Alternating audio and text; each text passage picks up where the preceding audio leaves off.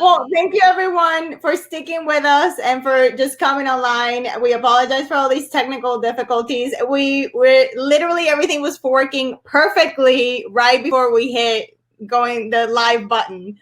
And then things happen. So we'll get through this. We'll get you this awesome information and this presentation that we prepared for you today. And then Kristina and I are just going to be on the phone asking questions, and that's fine.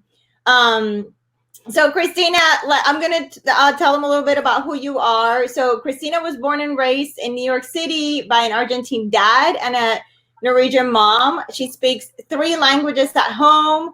Her work led her to move to Paris when she was 17. She has a PhD in medieval literature from the University of Cambridge. She has worked as a journalist in China from the university and held positions at the National University of Singapore and the University of Hong Kong. She published several YA novels, the Sweet Black Waves trilogy and the Tesla Legacy, as well as nonfiction, The Myth of Morgan Le Fay. So welcome, Kristina. Thank you so much. Thank you for joining from London. We really appreciate it. So let's get started. Let's talk about submission guidelines. What are the difference between submitting fiction versus nonfiction? Okay, so I'm going to just put the phone down so I can talk a little bit more naturally. So nonfiction and fiction, clearly one is a work of your imagination and the other is supposed to be relaying facts. So the way that you query these two things, is very different. For fiction queries, you need to have a complete manuscript, and so that when you query an agent, and if they like your pitch, then they can request the full manuscript right away. You don't want to query with the manuscript that isn't ready or that you're not 100% happy with. And with nonfiction, though, it's sold on proposal. So this is a very different process, and it usually has a lot more to do with, you having a particular expertise in that field, whether you're a scientist who wants to write a pop science book or a historian doing some kind of historical book. Then the proposal has a certain format, and you have about 1 or 2 sample chapters of say 10 or 20,000 words, and your platform is much more important in nonfiction than fiction. For fiction, it's the writing that's the most important thing, and as the debut, you don't have to worry about not having a million publications to your name. For nonfiction, then it's really more about what you know about a subject that other people don't know, and really helpful and informative. So that's where the expertise comes in. So I'm going to be publishing some polls because we want to know what you guys are working on, what you guys are writing. So those are going to be, I'm going to try to publish those in between questions. So please let us know and fill the polls. Oh, there's a lot of adult writers in this group. This is awesome. Normally we get a lot of young adult. So you know what, Mayra, maybe it would be easier if you wrote some of your questions in the text box as well, because I'm having a hard time hearing you over the phone and the internet, I think. Okay, so let's do that. Sounds good. Okay. And everybody, I can see your questions, and since you can hear me, that's okay. I can just sort of talk at you.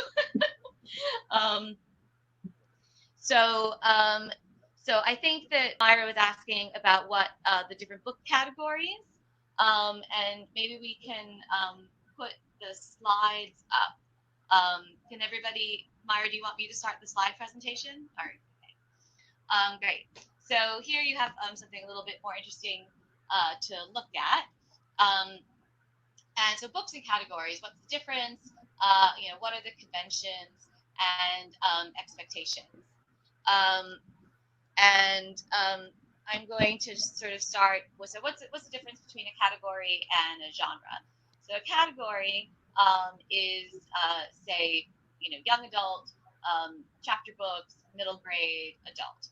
And then within all of those, you have lots of different genres, such as thriller, fantasy, literary fiction, novella, or sorry, that's not it. That's a category.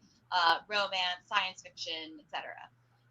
So young adult obviously spans all of those different genres, and so it's adult and middle grade, maybe a little bit less at the moment, but it's definitely diversifying. Um, so that's the general categories and the genres. Then, of course, they all have their own conventions. So, especially in, say, romance, category romance that I represent, say, like historical romance or contemporary romance, there are certain things that readers expect to see, different tropes, and so when you're deciding to, what to categorize your manuscript as, if you want to write a thriller, you should read a lot of thrillers and figure out what the pacing and the tension and the general expectations are for that. In terms of word counts, because I get that question a lot. That these are rough guidelines, and of course they can always be broken. But generally, if you look at sort of very short or very long books, they don't tend to be debuts. They tend to be from established authors. Of course, there are exceptions to that as well. But you should definitely know the general word count of the genre that you're writing in. For instance, category romance is usually somewhere between 50 to 90,000 words, depending on whether it's romantic suspense or historical. Thrillers are usually around, say, 80,000 words or so, because the pacing tension needs to be high and to be turning the pages. Fantasy can obviously be much, much longer. I would say that generally speaking, it's around 100,000 words. But obviously there are, our doorstops that go much, much longer than that. 120,000, 125,000 words is very average for an adult high fantasy. In YA, it's a little bit lower. It's around 100,000 words. So I'm just going to take a look at some of the questions. Joan is asking about contemporary middle grade. So middle grade tends to come in around 40, 40 to 50,000 words. It can be a little bit lower as well. I think that in middle grade, people are more worried about it going higher. Some middle grade fantasies can get at the very long end, into sort of 60, maybe very limit of 70, but that's pretty rare, and usually that's from a more sort of established series. So upper middle grade fantasy, Claudia, I would say that try to keep it to around 60,000 words at the max. I think editors are probably looking for that sweet spot of between 50 and 60,000. Mayra, can you hear? Do you have any questions? Yes. So I want to make sure we publish the results of the poll. So we have about 46% of the viewers are writing adult, which is awesome. And we want to know also what are some if you're writing fiction and nonfiction. That's the next poll. So we want to know what category you guys are writing. So let's talk a little bit about some common mistakes that people make in manuscripts. Like, because you and I have talked about this at length. It's like, it seems like you get the same mistakes again and again in your query box. Yes. Okay. So should we go to the next slide there? Thank you, Mayra. So yeah, there are some common mistakes. So the word count that we were just talking about, that's one of the first things that I look for in the query letter, is to know whether you understand the conventions of your genre. If you've done your due diligence, if you've read around, I always say that the first rule of writing is reading. And, when you want to write in a certain category or genre, you need to just read as much as you can, and you'll get a feel for what that is. So having mismatched word counts and genre, that's an immediate red flag for me. And then also common mistakes I see in terms of the pacing and the narrative structure. When you're doing when you're sending in a query, I only ask for the first chapter. Some people ask for up to the first 3 chapters, but you absolutely have to grab the reader. You have to grab me as an agent, because I have to be able to grab an editor, and an editor has to be able to grab a reader from the general public. So making sure that your first chapter really pops is extremely important. Making sure that you have certain twists and turns at different points in your manuscript is also really important. Save the Cat is a great writing tool for like the 3-act structure, which I think works really well.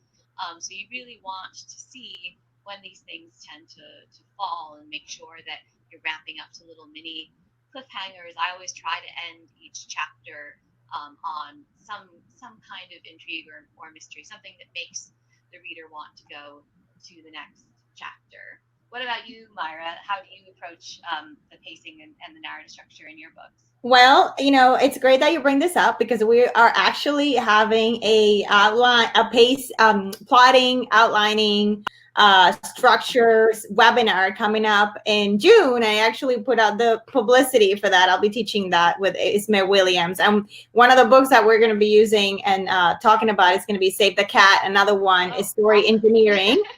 Everybody should definitely attend that.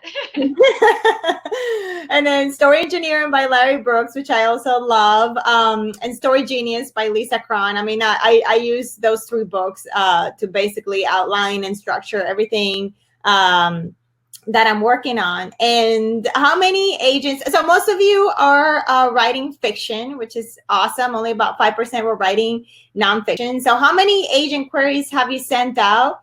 40%, none, because I'm not ready yet. Awesome. Now, no one said none because I'm terrified of rejection. That is great. 18% have 1 to 10, 27%, 10 to 13. More than I care to count. About 15% of you. So basically, the first time that I queried a manuscript, it was a fantasy manuscript, and it got over 200 soul-crushing rejections.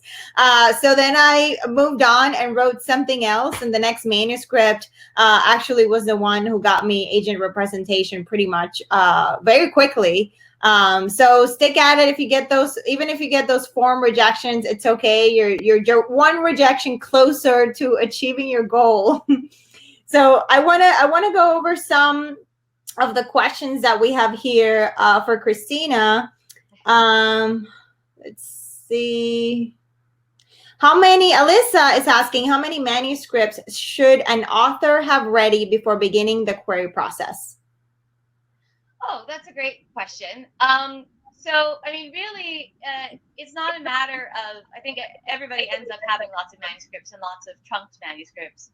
But you really only need one, and it should be the one that you have polished until it shines like the top of the Chrysler building. It should be the one that you've worked over with your beta readers and your critique partners, and that you feel the most passionate about, and also that sort of represents the kind of writing that you want to do. You need to think about which genre you want to be in, what kind of career you want to have, what kind of brand you want to build as an author. So, you don't need to worry about having a whole bunch of different irons in the fire. Really, the most important thing to do is to focus on the manuscript that you think has the most potential and that you feel most passionate about, and work on that and query that.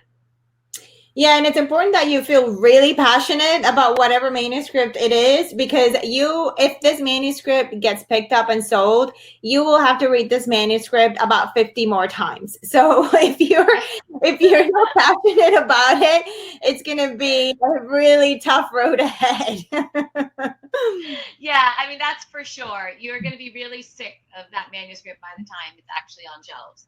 Yes. So it has to be something that you absolutely love and that you're willing to work on for years, even after you've signed a publishing contract. Absolutely. So Jessica is asking, I'm querying for an adult fantasy, And I'm finishing up a contemporary Southern Gothic, planning to query in August. That's awesome. She did have I thought she had a question. I saw it here. Jenny's asking, is there anything in particular that would make a contemporary YA manuscript stand out at the moment? Is there a typical, sorry, I just couldn't quite hear you. Whose question was that? This is from Jenny. Is there anything in particular that would make a contemporary YA manuscript stand out at the moment? Right. Okay, that's a good question.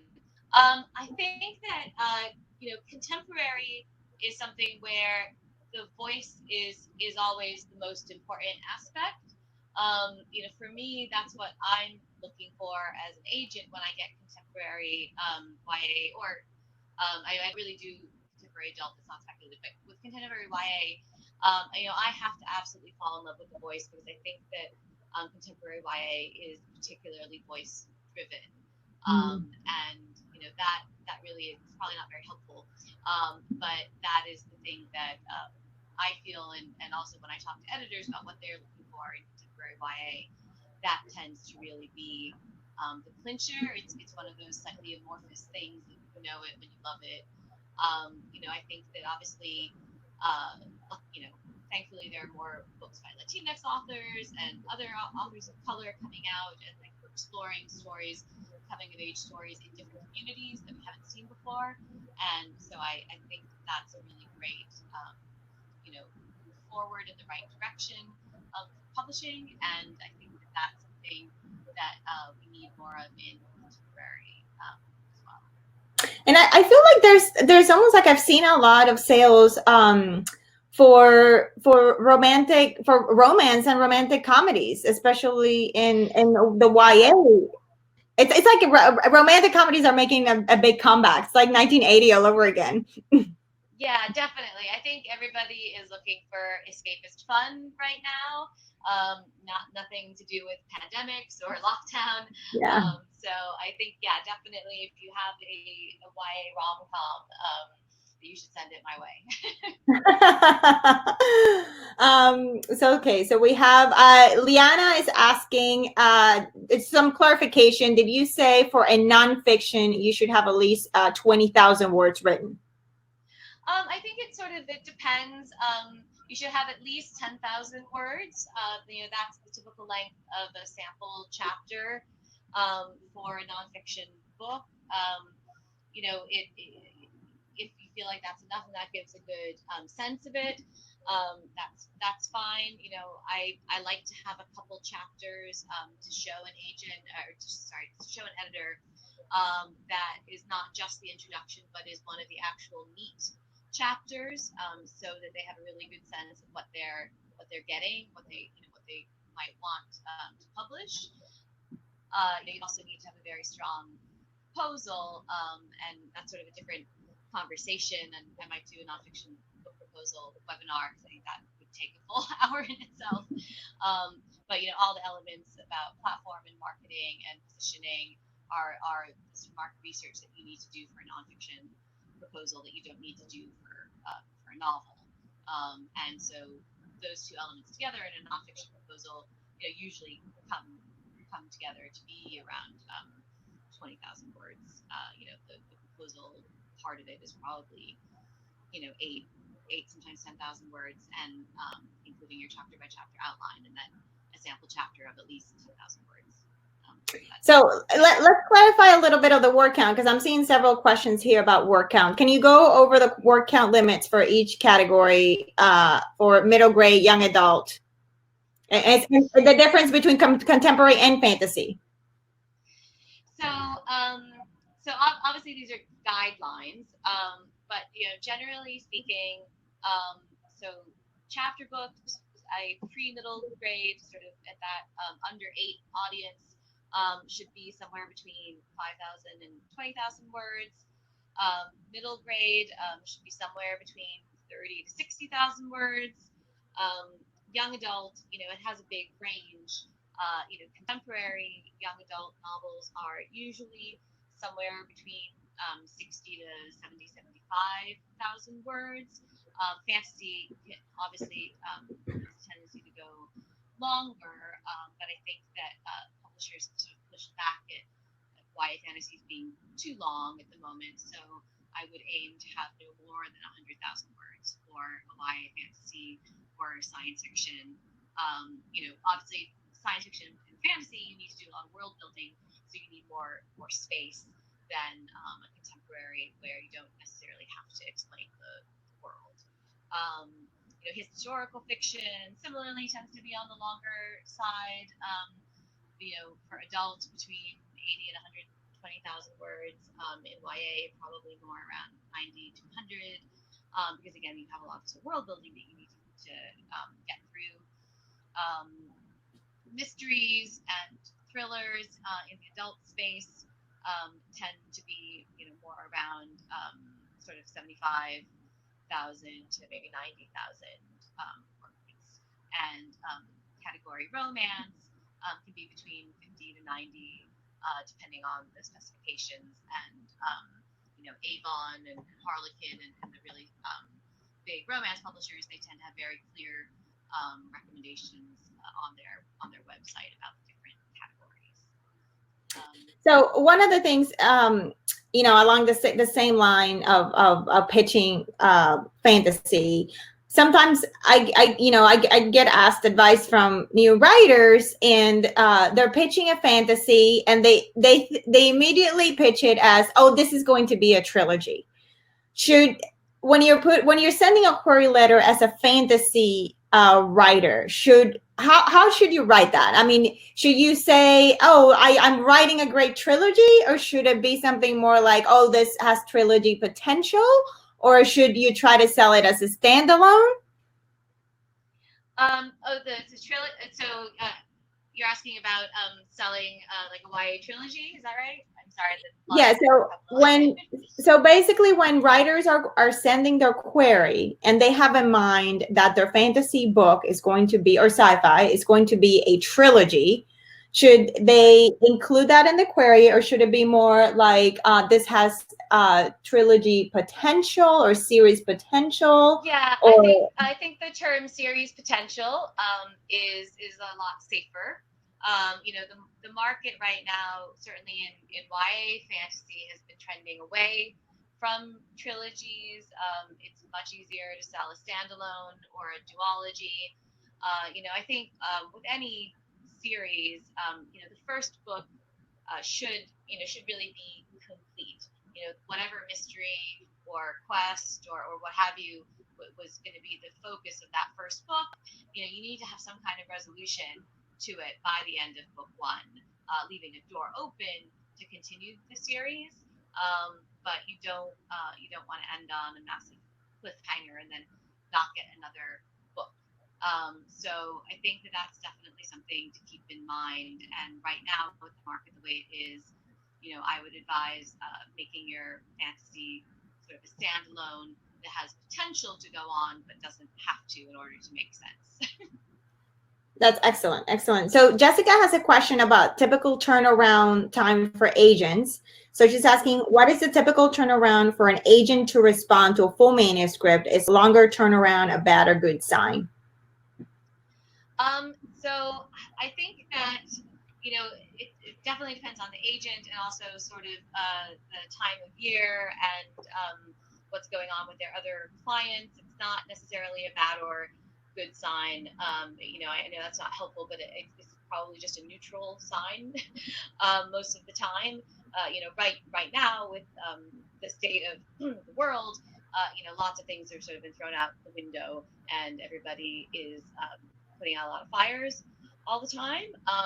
So I would say that typically, I try to respond to full manuscript requests within 2 to 3 months, and I think that's a pretty standard turnaround for most agencies. Obviously, it can be quicker if I don't have a million things that are on my plate when I get that manuscript, and I happen to get a little bit of window of time. It's sometimes one of those things that's a bit serendipitous. But I wouldn't sort of read anything into it. I think that once your agent has had a full manuscript for 8 to 12 weeks, depending on what states on their agency website, sometimes they'll be very clear about how long you should expect them to read. It takes them to read.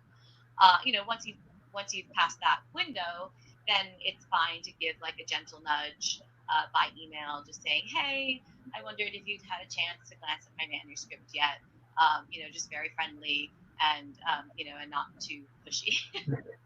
Yes, friendly and respectful are two very important things when you're nudging. Not being pushy or making inappropriate comments, and because I know this happens, people are weird. Yeah, So definitely. yes, you never know when you're gonna have to come back to this agent. So Saskia is asking, what do you recommend for writers who don't have access to books within a reasonable time frame for market research? English books take forever to reach the Dutch market, for example, and I don't have the money to get ebooks or order books from abroad. So one thought that I had for her is potentially trying to become a book reviewer for something like NetGalley. So you get access to a lot of ebooks for free in exchange for a review. Kristina, maybe you can talk a little bit more about that. Yeah, that's a great suggestion, Mayra. NetGalley is the primary way that publishers distribute digital galleys or advanced copies of their books, mostly to bloggers, booksellers, librarians, book buyers, so that you can start generating buzz and getting reviews about a book before it comes out. So if you have if you're a blogger and you have a platform, you can apply to become a NetGalley reviewer, and that's definitely a good suggestion.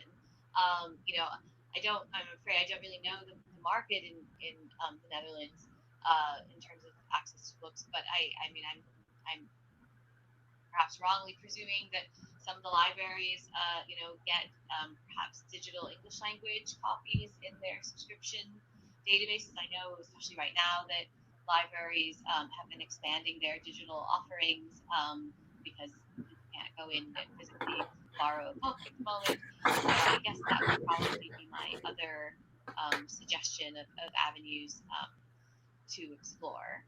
And you don't have to look for just the latest releases either. You can look at books that have come out in the last few years and that are maybe already available in your local library, wherever you live. It's important, of course, to keep an eye on what's coming out. But in terms of reading around a category, you can read books that have been coming out for a long time, and there are certain classics, of course, that are also important to read and understand in your genre to see how those influenced the writers that came after them. So let's talk about query letters. What to include, common mistakes, all those fun things. Yeah. And we have a template which I'm going to be sharing right now. Okay, And great. this is Kristina's template. You guys can download it. Yeah. So the query template. So it's a PDF, and I'm just going to talk you guys through it, and then also mention some of the errors that I've seen. So basically, a query letter is sort of like a cover letter that you might write for a job application, except that the focus really needs to be about your project. Now, again, it's slightly different in nonfiction, where the platform, your personal author platform, is a bit more important, and you can give more space to your biography and why you are the right person to write this book. But for a novel, really the most important thing is the story. So one of the mistakes I often see is somebody giving me all of their sort of education and work history, especially when it's not really relevant or related to the novel. I don't need to know that at this stage. It's great and of course interesting to know what you've done with your life outside of writing, but for the purpose of the query letter, you want to just stick to the pitch. Another common mistake I see is sort of a dear sir, madam, and you at least want to show the agent that you've taken the time to learn their name. So, I would say you can do dear Kristina Perez or just dear Miss Perez. Like either of those is fine, but a blanket sort of dear sir, madam makes me know immediately that you haven't really thought too much about querying me in particular and whether your project would be good for my tastes. Going through the sort of template, you have your greeting, your sort of dear Kristina, then your introductory paragraph. Now, I recommend that you do it this way. There are other ways to do it, but I think this is a sort of very easy step-by-step process. So the introductory paragraph should be the first line of your query. It should include the title of your manuscript or proposal, the genre, and the word count. The second line should include a brief personalization that demonstrates why you've chosen to query me or whatever agent it is, whether it's a book that they worked on that you really like, or you read their requests on Manuscript wish list or on their agency bio, and you're showing them that you researched them, and that makes me think, okay, she knows what I like, so hopefully this will be something that I like. And then you get to the pitch. And the story or the proposal pitch is the most important part of your query. This should be the meat of your query. It should be no more than 200 words. For nonfiction, it should present essential pieces of your work and why it is new or innovative. And for fiction, the pitch boils down to what I call the setup, which is the main character and the bare bones world building. The stakes, which is the obstacle your character is facing. The cliffhanger, which is the plot twist that makes the agent want to find out what will happen to your character. You don't want to give away the ending of the book. You want to, leave the agent wanting more, to be like, oh my God, what's going to happen to this person who's trapped in a car and it's filling with water? And then they turn to the sample that you sent them. After the pitch should be the comp titles. So you pick two books that will allow, that you feel are accurate comparative titles for your manuscript and that will appeal to the same readership. And that also helps the agent to position it within the market. And the agent will do the same thing when they're submitting manuscripts to editors.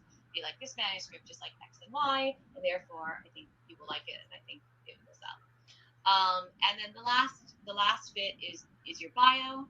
Now, as I said before, for nonfiction, you should demonstrate your expertise in the subject area. But for fiction, really keep this to say maximum 2 sentences. And if there's something particular about why you wrote this novel, because it's based on research that you've done in an academic field or some life experience that you've had, that's where you mention that, and but keep it to sort of 2 sentences. And then your sort of closing salutation of thanks for your time and consideration, sincerely, X.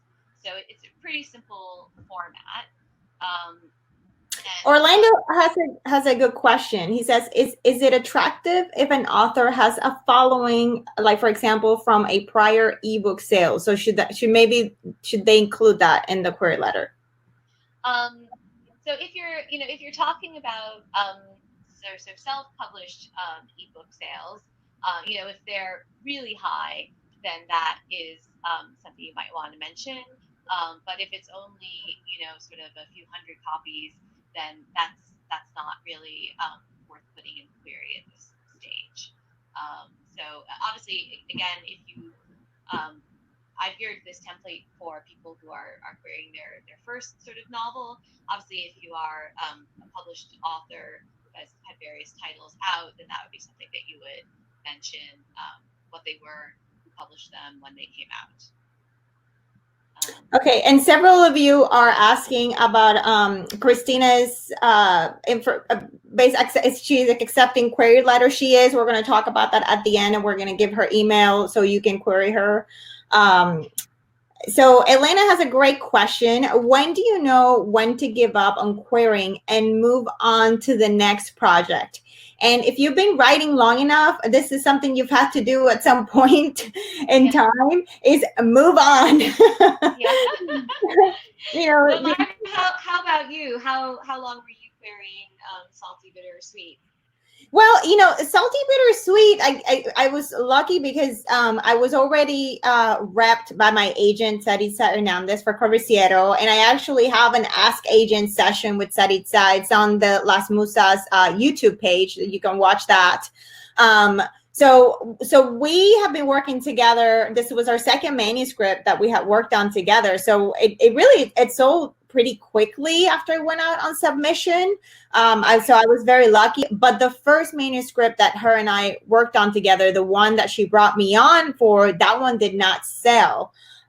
We were pitching it as a YA. It really should have been an upper middle grade. I just need to go back and rewrite it at some point.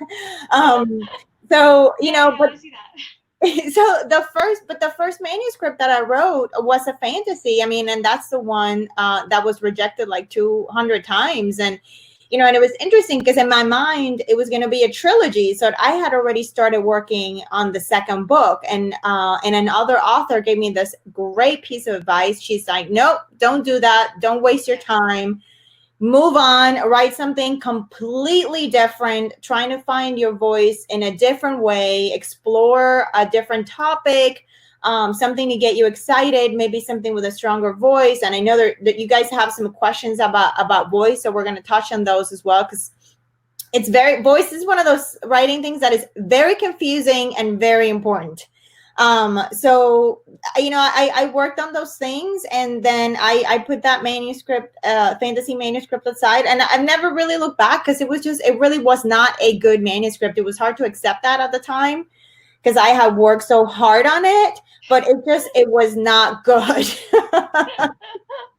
Yeah, no, I have a sort of a trumped paranormal romance series that I wrote about 4 of them, and that was a big mistake. I had my first agent for it and didn't sell the first one, and I really should not have kept writing the other ones before the first one was sold. So that is definitely good advice you got. Yeah. And you know, and now I'm quite glad that it didn't sell, because my writing became so much stronger since then. That was over a decade ago now. So Yeah, and sometimes it's a blessing in disguise. and that's the thing. It's like your writing gets so much stronger with each manuscript, you know. So don't feel like it's a waste of time. It's like, you know, it's like you're just practicing, right? So let's talk a little bit about voice. What are some of the things that you've noticed in your query inbox, or in the manuscript that you've read over the years? If you had to explain voice, if you had to give some advice on how to find your voice, what would you say? So in terms, voice is that, you know, is that X factor. It's the thing that makes a manuscript work. And I think that it, you know, I recognize it when I see it, when something has a hooky voice and it's pulling me along. And I think there's a certain sort of confidence to it, where you feel like the author is in control of the situation. They're going to tell you the story, and you're just going to kind of go along for the ride. When you feel like you're in a safe pair of hands, so to speak, that's when I know that the voice is really working. But it can be, of course, dramatically different kind of voice. You know, the kind of voice that will work in a high fantasy is not the kind of voice that will work in, say, a YA contemporary novel in verse. So it is something that is a little bit nebulous. I think that for developing your own voice, it is where you feel most comfortable, you know, where you have that gut feeling when you're writing, that you're in that sort of flow state, and you're really getting out your heart and soul without having to think too hard about it. And sometimes it takes trying a few different genres before you find where your voice just naturally inhabits. Um, and of course, you know, some lucky people have a natural voice in different genres, and that will also feel different to them. You know, I know people who work on 2 different projects at once in 2 different genres, and they almost feel a bit like Jekyll and Hyde, going back and forth because they have to get into like a different headspace to hear those different voices. Well, and I also feel that voice and confidence are tied really close together. And the more confident you get as a writer, the more that voice develops, and the more I think you find that place of, okay, this is what I want to say, and this is how I want to say it. And it just becomes more clear. For me, it helped me to find my voice, to try a different genre. At the time I was writing fantasy, so I moved to contemporary YA. And then I tried to play it around with different character developments and try to write from those different characters' points of view, to really hone in into what the change in voice looked on the page physically, to really get my head around it. So if you want to do that example, you're basically building different characters and writing from all of their different perspectives to really find, okay, what is the voice of this character? What is the voice of this character? What if I write it in first person? What if I write it in third person? It takes a lot of experimentation. Yeah, I definitely agree with that. I think sometimes I get a query where I feel like the novel is maybe being told from the wrong point of view, or in the wrong POV, where it would work better as a third person, or it would work better as a first person. And sometimes that is just determined by the story. And I think the more you write and the more experience you get, the better you become at judging that. Whose story is this really, and does it work better in first or third person? Do you want the reader to be really intimate in the voice, or do you want a little bit of distance that third person presents, which might work better in a mystery or psychological thriller where you want it to be an unreliable narrator. So it really depends on what you want to do. So let's talk a little bit from the full request to the call, like when to nudge, handling multiple offers, and what to ask on the call. And after this, we're going to talk about the parts of the representation agreement. Right. Okay. So when to nudge, as I said, I think, generally, 8 to 12 weeks after a full manuscript has been requested. But of course, if you get an offer from another agent in the meantime, then you should email all the agents who have the full manuscript right away. And even the agents that you queried who maybe haven't yet responded, obviously don't reply to people who've already rejected you. But if somebody hasn't replied to your initial query yet and you get an offer from another agent, then you want to let everybody know.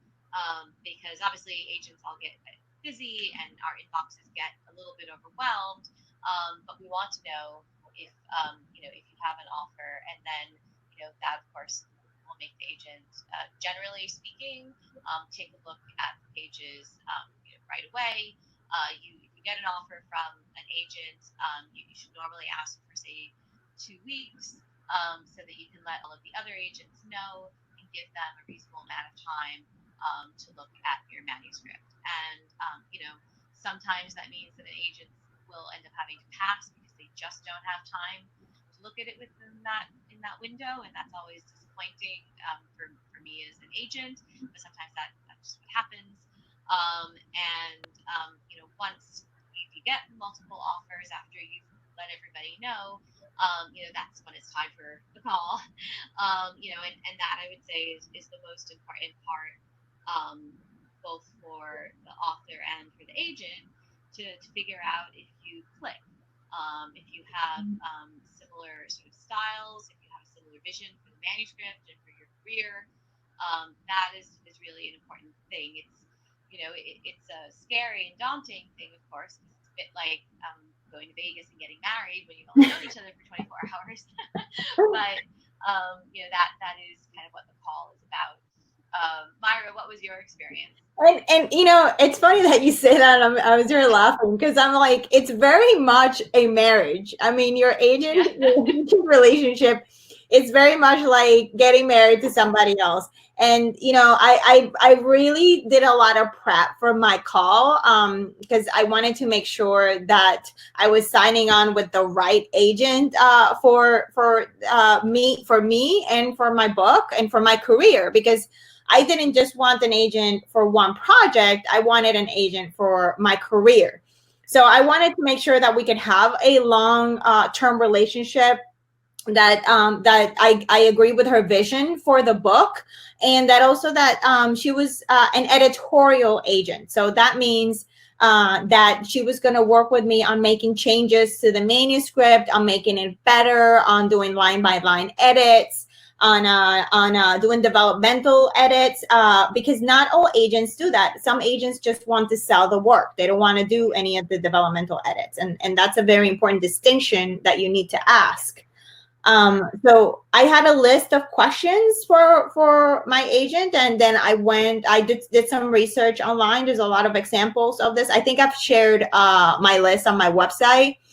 And I went through the list and I asked a question. We had a conversation. It was over an hour. This is very important that you really ask every single question that you have, because this relationship is going to last for many, many, many years. And for me, one of the most important questions was, what do we do if it doesn't work out? Kind of like the divorce clause, right? Yeah. Yeah, no, for sure. I mean, I think that it's the call is really sort of like a job interview in a way, and figuring out whether you'd be good business partners. And so you definitely shouldn't be afraid to ask anything that you want to know about the agent's style, about what they see for the manuscript, for your career trajectory, and also for you to be upfront about what you like, what your expectations are.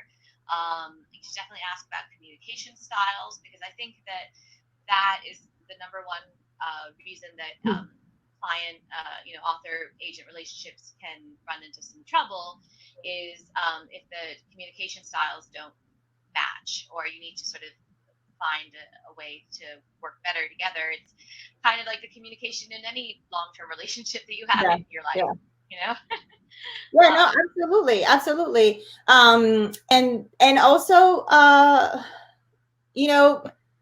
just oh my God, I just had this thought. My thought just left. I guess it wasn't that important. Okay, so let's talk about the basic parts of the representation agreement. Okay, so literary. First of all, what is an agency agreement? Basically, what it is you are appointing the agent as your representative. You're giving them the legal right to work on your behalf, to negotiate on your behalf, and to be your representative for your work.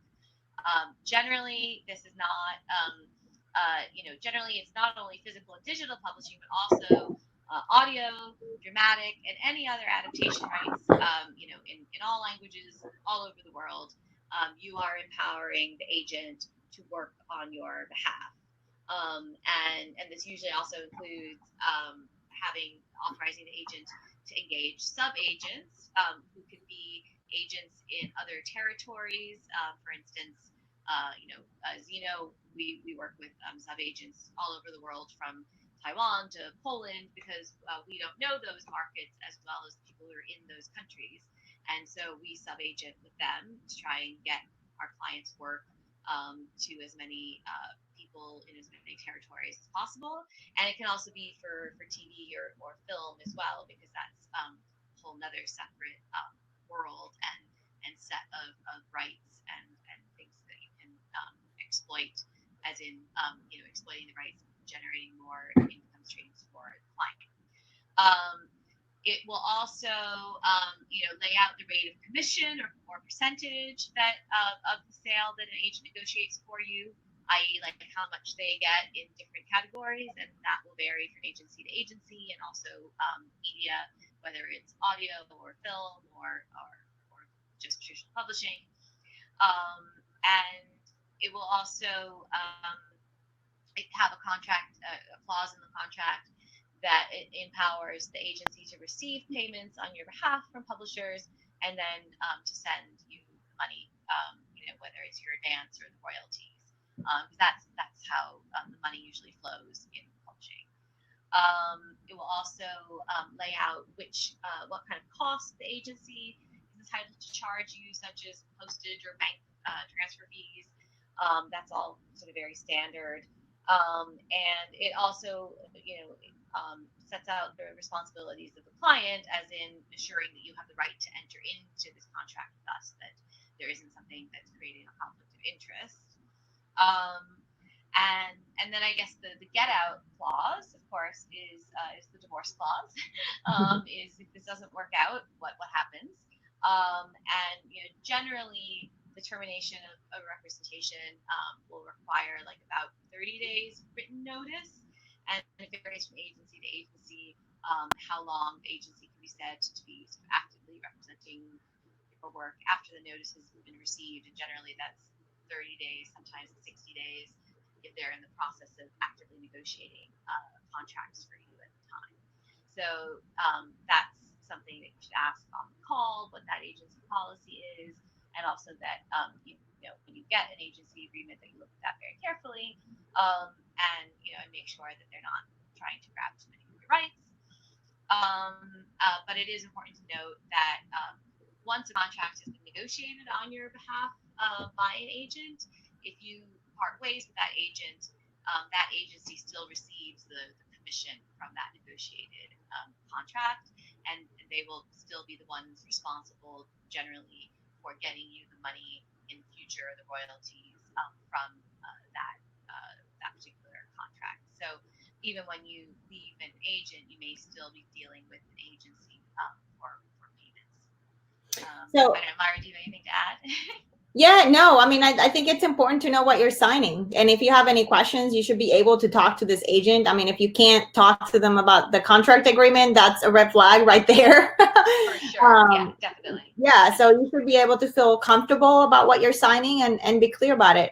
So I want to go over some of the questions that we have here that we haven't answered yet. Calm is asking, in a middle grade fantasy novel where much of the action is set in a secondary world, how quickly should I get the protagonist from his home world into the secondary world? That's a good question. I think that with portal fantasies, if the main gist of the story and all the important things that are going to happen to the character happen in the sort of portal world, then you want to get them there pretty quickly. Probably within the first 2 chapters, because middle grade is a bit shorter. You don't want it to be drawn out too long. I mean, again, it's a little hard to say without reading the manuscript to know what I think about the plotting and pacing, where the best place for that to fall would be. But my general advice would be to say, make sure that if it's a 60,000 word manuscript, for instance, with middle grade, I would say you want to get them there by probably around 8,000 words, which is probably the beginning of sort of chapter 3-ish. Yeah. Okay, so Sifa's asking, how much of a killer would plagues be in the current climate, even if they're not the main focus? Oh, I don't know. I feel it's going to be very much of a killer. Yeah, I think that there's not a lot of appetite for pandemic books right now, at least among the agents and editors that I've been talking to. I think that we're looking for escape from it. If it's say a background plague that happened like 100 years in the past and has had some repercussions on the world building, for instance, that's probably okay. But I don't think that anybody's looking for an immediate aftermath of a plague and the rebuilding of the society, because we're sort of in the midst of doing that. At least personally, I have been getting pandemic queries, and I just don't have an appetite for them right now. Yeah, I've been hearing that a lot from other agents and editors. It's just not selling. Gerard has a question about word count. Is there a safe word count for YA speculative fiction?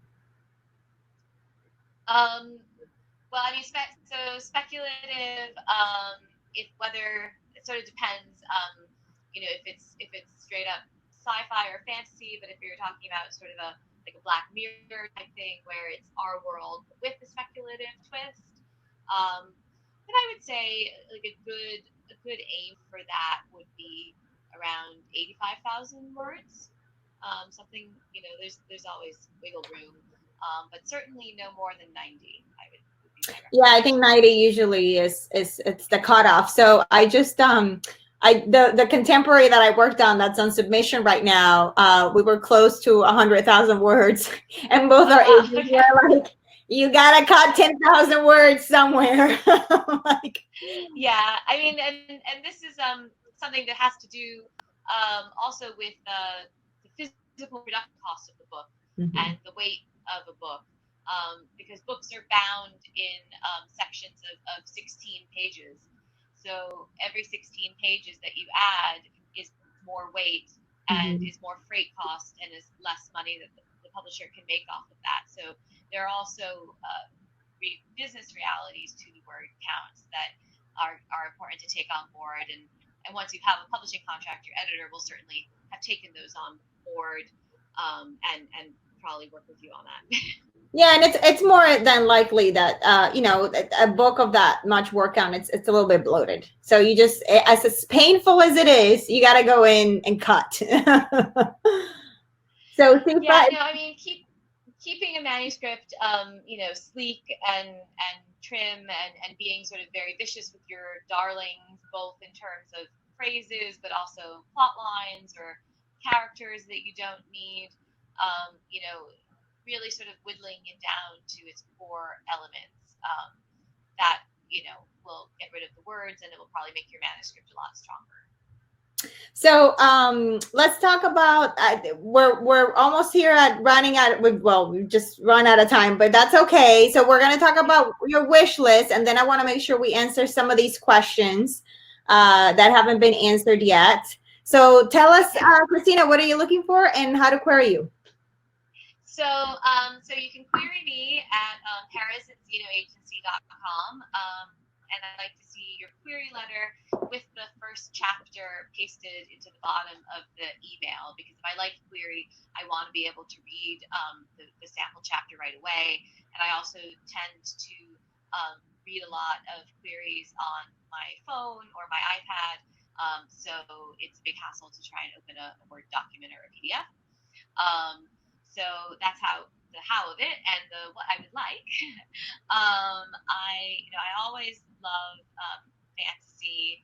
I would love to see a sort of magical realism in the vein of Practical Magic by Alice Hoffman in the adult space. I mean, I'd also love to see like a YA version of that.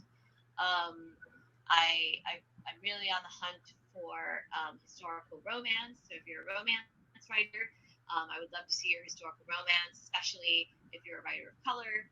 I'd really love to help get more sort of historical romances by writers of color out into the world, and that sort of goes along for all categories. I am very committed to helping BAME, as it's called in the UK, or POC and marginalized writers, to get their voices out into the world. So I think that in terms of contemporary, as Mayra was saying, there's definitely been an uptick in rom-coms, and I'm definitely in the mood for a rom-com, especially if it has a kind of feminist bent to it. In middle grade, I love fantasy, and I also love historical. Number the Stars by Lois Lowry is one of my all-time favorite books. Which is about the occupation of Denmark by the Nazis, and it's a wonderful friendship story. The True Confessions of Charlotte Doyle as well, which is a historical middle grade set in the 1850s. So I think I would love to find something like that feels a bit timeless that you can come back to again and again. I love witches. I love vampires. I do think vampires are starting to come back. and I think we'll probably see an uptick once the new Stephanie Meyer book comes out. And I'm trying to think, in sci-fi, I love a good light space opera. I'm a total Battlestar Galactica fangirl. And the reason I love it is because it's a character-driven space opera, similarly The Expanse. I'm not so into lots of technical detail. I'm the wrong person for really hard sci-fi or military sci-fi. And yeah, I know when you ask your sort of wish list, it's a bit hard. I'm like looking at my bookshelves right now, but I would love a Circe by Madeline Miller, or Everyone would love a Cuevas. Circe by Madeline Miller. And I also like thrillers with a hint of magic. So I would love to get some of these questions before we log off. So Sifa's asking, what would make you accept or reject a book with a word count that's under the standard word count? It would depend on how far over or under. Are we talking sort of 5,000-10,000 words, which is something that I could work on them with in edits because I'm a super editorial agent, or are we talking a difference of 40,000 words? So that's if it's not too big, if it's not too big a discrepancy, then I look at the pages, and if I'm drawn in by the voice, then I'll be willing to give it a chance. For me, the most important part of the query is the sample chapter, because I know right away whether or not I connect with the voice, which doesn't mean that it's not a good voice if I don't connect with it. It's a completely subjective thing. And I really want to point that out, because I've been on the other side of this as an author, being rejected by a million agents. And it really isn't personal. It's personal to the agent just in terms of what they happen to like. And it's not necessarily a reflection on the quality of your manuscript. Well, and I think the other thing with word count is that agents want to know that you are familiar with the conventions of the different age groups and the different genres and different categories. Like if you're way off, then that tells an agent, well, you don't know the business, you don't know the market. Yeah, no, definitely. That's why I suggest that you put your word count in that first sentence of the query with your title and your genre, because I know then right out of the gate if you kind of know what you're doing and what's expected. Yeah. So Lena's asking, are literary agents open to working with writers from outside the English speaking world, as in writers who write English but it's their second language? Yeah, of course. I grew up speaking Spanish and Norwegian at home with my parents. So, as long as the command, of the English language is completely fluent, then, I certainly wouldn't, bat an eyelash at that. And I don't think most agents would. Yeah, and I just want to say English is actually my second language. Like my first language is Spanish. Yeah, my first language is Spanish. So Ava's asking, have you ever offered rep on a manuscript that you rejected before if it was heavily revised? So I've done sort of revise and resubmits, and I have offered rep on that, for sure. I occasionally will get a query from somebody that I've rejected, saying that they've really reworked their manuscript, and normally that will sort of come down to, if I had liked the premise to begin with, if it was something that I had just rejected without requesting to see further material, it's probably just because my gut told me that it wasn't right for me. So I think the other thing I would say is, if you are going to re-query the same agents with a manuscript that you've shown them before, it really has to be substantially revised. Mm-hmm. It can't just be cosmetic fixes. Yes. So Audrey is asking, how do you determine the two books to compare your manuscript to? Is it based on plot or writing structure? I think it can be a combination. I mean, if you're, for instance, with the query letter example that I've put on the handout, I basically did a query for my debut novel, Sweetback Waves. Here it is. Pick it up anywhere it's sold. And it, I compared it to Graceling and the Mrs. Babylon. I compared it to Graceling, which is YA fantasy, Mrs. Babylon, which is an adult fantasy, because I was trying to position it as crossover. And I thought that the sort of journey that my main character was similar to Graceling, and Miss of Avalon is an Arthurian retelling, and Sweetback Waves is a Tristan and Isolde retelling. So that's why I chose those two comp titles, so for slightly different reasons. So I would definitely pick things that are in the same genre that you're writing. And you can even say that my book combines the X of this book and the Y of this book, to even be a bit more specific if you want.